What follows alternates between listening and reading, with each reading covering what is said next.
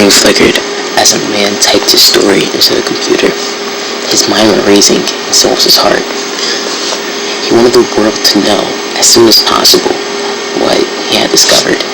What lay ahead would nearly end his life. As he typed, he turned his head every now and then, as though he was expecting something to attack him.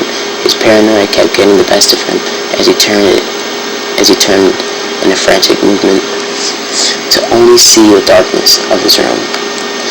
The power was out for some odd reason. He didn't know. This only added to the fear he had. The shadows that came from the objects in his room made him feel crowded and small. He felt scared. He felt weak. He felt alone.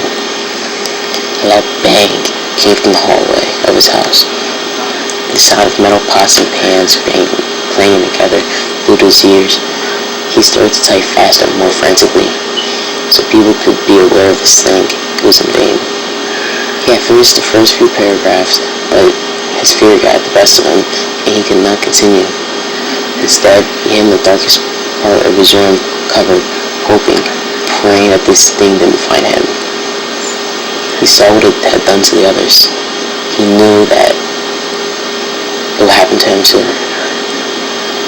And he knew the chances of living were small, even minuscule. As he hid, he heard the breathing from this thing get closer. He could hear the footsteps reaching his room. The door creaked open, and a small light from the candles he had placed shone into the room. He heard the door slam behind it, and the footsteps walked towards the computer. Something smashed against the wall directly above him. The object fell on his head and made a loud cracking sound, though he was unconscious now. He realized, with anguish and shock, that it was his computer. He heard the footsteps walk close towards him, the heavy dragging of his feet reaching closer and closer. His breathing grew more frantic and heavy as his head throbbed in pain. The footsteps stopped right in front of him, and then he heard no more. Almost as though it vanished, he slowly pushed away the objects that hid him and opened his eyes. At first, he saw nothing. He felt relieved, let out a sigh. He jumped in shock as he heard a small chuckle from behind him. As this man turned, he uttered out a scream, but he never finished. He was completely silent. From then on, his throat was slit to keep him from screaming. His stomach was torn open, and his internal organs were pulled out. The thing that tore him opened a pouch, and added in his organs to an already stuffed bag filled with various body parts.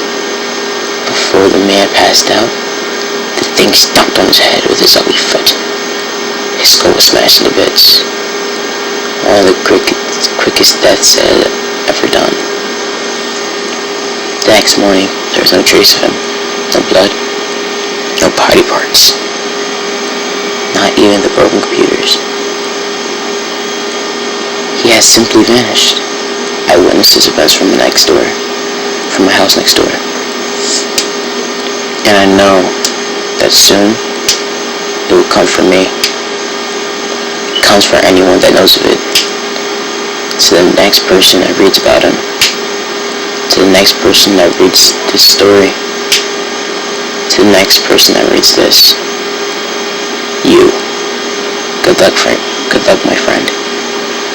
For as I type this, my own time runs out.